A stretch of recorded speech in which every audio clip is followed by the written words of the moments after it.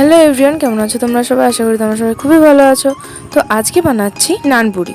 প্রথমেই দইয়ের ওপরে নুন, বেকিং পাউডার দিয়ে 10 মিনিটের মধ্যে মাখিয়ে রেখে দেবো।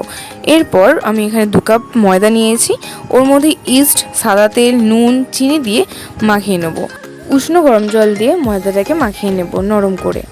তারপরে হাতে তেল নিয়ে ওটা ময়দার ওপর মাখিয়ে গরম জায়গায় রেখে দেবো। আমি এটা রেখেছি রোদের মধ্যে রেখেছিলাম, তাই এতটা ফুলেছে।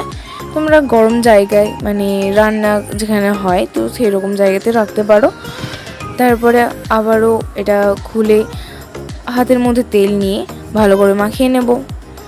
এরপর যেভাবে লিচি করে সেই রকমভাবে লিচি করে বেলে নেব। তোমরা সবাই আমার পাশে থেকো, আর তোমরা আমাকে বলবে যে তোমরা কী ধরনের ভিডিও চাও, কী ধরনের রান্না দেখতে চাও, আমাকে কিন্তু কমেন্টে জানিও। আমি অবশ্যই তোমাদের জন্য করে দেখাবো। আর আমাকে সাবস্ক্রাইব করো। তোমরা যদি নানপুরি এই পদ্ধতিতে করো তাহলে কিন্তু অবশ্যই নরম হবে, আর যতটা সম্ভব এই নানপুরিটা মাখিয়ে রোদে রাখবে, তাহলে কিন্তু খুব ভালো হয়।